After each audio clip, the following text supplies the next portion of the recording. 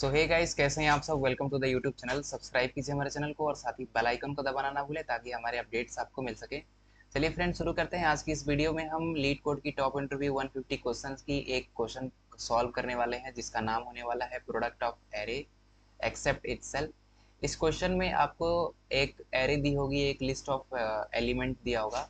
उसमें आपको क्या करना पड़ेगा, आपको एक नया एरे रिटर्न करवाना है, जिसमें उस एलिमेंट को छोड़ के बाकी सारे एलिमेंट को का मल्टीप्लिकेशन उसी एलिमेंट के प्लेस पे स्टोर करवा के और आपको उस एरे को भेजना है।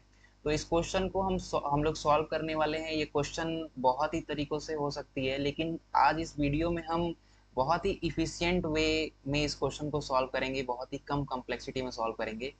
And using suffix and prefix इसको सॉल्व करने वाले हैं। इसकी तरीके बहुत सारे हैं। मैं सारे तरीके इस वीडियो में डिस्कस नहीं करूंगा। जो सबसे एफिशिएंट और जो सबसे अच्छा सॉल्यूशन होगा, मैं उसी सॉल्यूशन को इस वीडियो में करने वाला हूं। तो सबसे पहले तो मैं क्वेश्चन देख लेता हूँ। क्वेश्चन क्वेश्चन पढ़ के बता देता हूँ कि आपको एक product of array except itself 238 number की मीडियम लेवल की क्वेश्चन आने वाली है। इसमें जैसा कि मैंने पहले बताया कि इसमें आपको एक एरे दिया होगा और आपको क्या करना है कि उस पर्टिकुलर इंडेक्सिंग पे जो भी वैल्यू है उस वैल्यू को छोड़ के बाकी सारे नंबर का मल्टीप्लिकेशन करवाने के बाद जो आपको वैल्यू आ रही है वो उसी नंबर के पास ही आपको ले जाके स्टोर करवा देनी है। तो अगर आप इसको ड्राई रन करें तो इसको ऐसे पता चल रहा है कि एक मेरे पास नम्स नाम की एक एरे है, और इस नम्स नाम की एरे है, तो मुझे एक आउटपुट रिटर्न करवाना है 24, 12, 8 एंड 6। इसमें क्या हुआ बेसिकली, जो फर्स्ट पोजीशन थी यानी कि जो फर्स्ट एलिमेंट है वहाँ पे अपना क्या हुआ, 2, 3, 4 का मल्टीप्लिकेशन जो कि 24 होता है वो वहाँ जाके इंसर्ट हो गया। फिर अगली बार क्या करेंगे, यहाँ पे 2 है तो 2 वाली को छोड़ के बाकी सारे एलिमेंट का मल्टीप्लिकेशन करवा कर और यहाँ पे स्टोर करवा देना है। तो इसको सॉल्व करने के बहुत सारे तरीके हैं। जैसे कि हम दो लूप चला सकते हैं। एक बार लूप तो चलाएं कि शुरू से लेके अंत तक ट्रेवर्सिंग करने के लिए एक एक एलिमेंट को लेके आए। फिर हम दूसरी बार जब लूप चलाएं मल्टीप्लिकेशन करवाने के लिए, तो हम क्या करें, उस बार जब आई और जे इक्वल हो जाए तो हम क्या करें, उस टाइम कंटिन्यू कर दें कि आई और जे वाली जो लूप है वो ना चल पाए। तो इसकी एक और ये भी एक बहुत अच्छी सॉल्यूशन है, लेकिन इसकी जो कॉम्प्लेक्सिटी है वो थोड़ी सी ऑर्डर ऑफ एन स्क्वायर हो जाती है। इससे अच्छे अच्छे हमारे पास और भी मेथड्स है जिससे हम सॉल्व कर सकते हैं। और इसमें एक और भी मेथड दिया हुआ है कि एक और मेथड इससे हम सॉल्व कर सकते हैं। लाइक हम एरे के सारे नंबर को मल्टीप्लाई करवा दें, फिर जब हम नया एरे जब बनाएं तो उस नंबर को डिवाइड करवा के और उसी इंडेक्सिंग पे स्टोर करवा दें।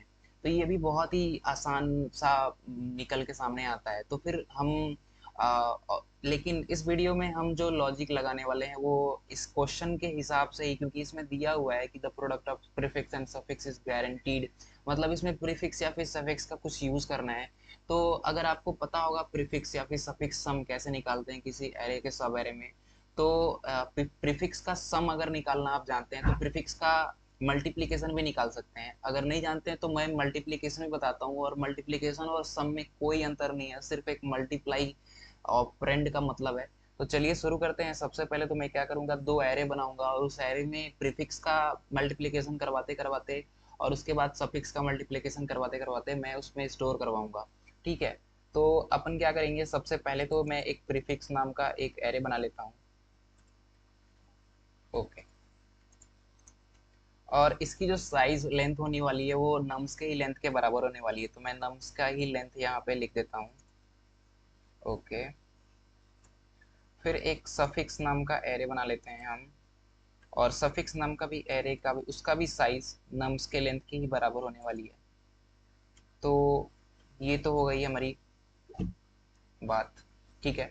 उसके बाद हम क्या करेंगे, प्रीफिक्स का जो जीरोथ एलिमेंट है, मतलब प्रीफिक्स के जो जीरोथ इंडेक्सिंग है उस पे क्या करेंगे, उस पे नम्स की उस पे 1 स्टोर करवा देंगे।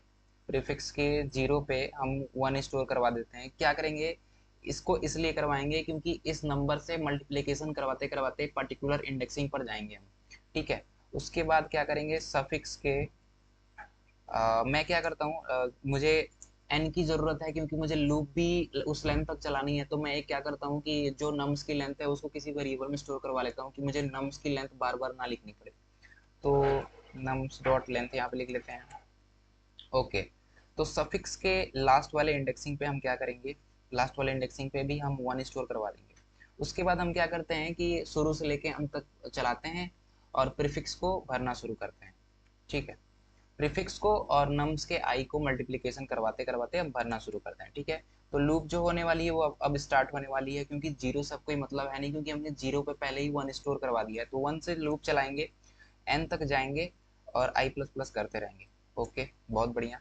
फिर क्या करेंगे, प्रीफिक्स के आई में प्रीफिक्स का आई माइनस वन और जो नम्स का आई माइनस वन। इससे क्या होगा कि प्रीफिक्स के आई में एक आगे अगले इंडेक्सिंग पे उसके जो पिछले वाली जो सारी मल्टीप्लिकेशन है वो सारी स्टोर होते होते आ जाएगी। ठीक है, ऐसे ही सेम क्या करेंगे अपने, अब देखो n माइनस वन, अब हम क्या करेंगे सफिक्स के लिए, क्या करेंगे सफिक्स के लिए राइट से लूप चलाते हैं। तो राइट से लूप चलाएंगे तो राइट में जो लास्ट वाली इंडेक्सिंग है यानी कि n माइनस वन, उस पर पहले से ही हमने नंबर स्टोर करवा लिया है। तो n माइनस वन से कोई मतलब है नहीं, तो अब हम क्या करेंगे लूप कहाँ से चलाएंगे, n माइनस टू से। n माइनस टू से i greater than equal to zero तक जाएगी और हर बार i माइनस माइनस होता रहेगा। और इसमें क्या करेंगे सफिक्स के i में सफिक्स का i प्लस वन एक आगे का इंटू नम्स का i प्लस वन। इससे क्या होगा हमारी दो एरे बन के आएगी, एक प्रीफिक्स एरे बन के आएगी, एक सफिक्स एरे बन के आएगी। फिर अभी हम क्या करेंगे, बहुत ही ज़्यादा आसान है, इसके बाद एक हम आउटपुट एरे बनाएंगे और उस एरे को रिटर्न करवा देते हैं। सफिक्स और प्रीफिक्स के आई वाले को जीरो से लेकर फिर से एक और लूप चलाएंगे। उसमें क्या करेंगे सब जो पहले तो मैं एक एरे बना लेता हूँ, उसके बाद देखते हैं क्या करना है। इसकी भी लेंथ होगी एन के ही इक्वल होगी। इसमें लूप चलेगा आई से लेके एन तक और हर बार क्या होगा रिजल्ट के आई में स्टोर हो जाएगा प्रीफिक्स का आई इनटू सफिक्स का आई।